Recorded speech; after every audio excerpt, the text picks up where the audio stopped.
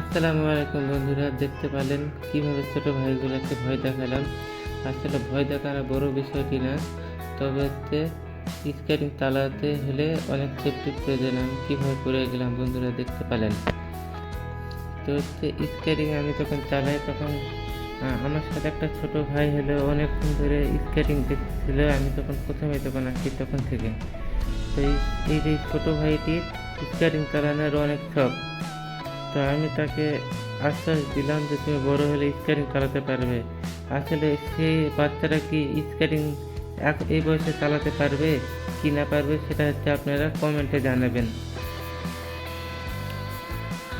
তো আমি স্কেটিং চালাতে অনেকবারই পড়ে গেছি, তা আপনারা সবাই আগের ভিডিওতে আপনারা দেখছেন।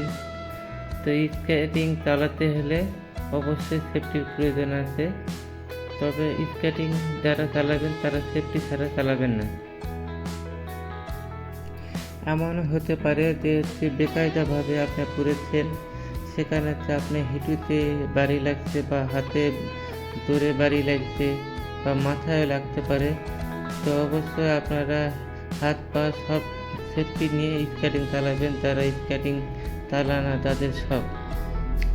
তো এখানে আমার সাথে আর একটা বড় ভাই আইছিল। তো বড় ভাই কিন্তু অনেক প্রফেশনাল স্কেটিংওয়ালা। তো এই ভাই 4 বছর পরে স্কেটিং চালাচ্ছে। তার জন্য সবাই দোয়া করবেন, সে যেন স্কেটিং আরও ভালো স্কেটিংয়ের ভিডিও করতে পারে। আপনাদের মাঝে সুন্দর এই বড় ভাইয়ের স্কেটিংয়ের ভিডিও নিয়ে আসবো। তবে এই বড় ভাইকে যদি কেউ চিনে থাকেন তাহলে অবশ্যই কমেন্ট করবেন।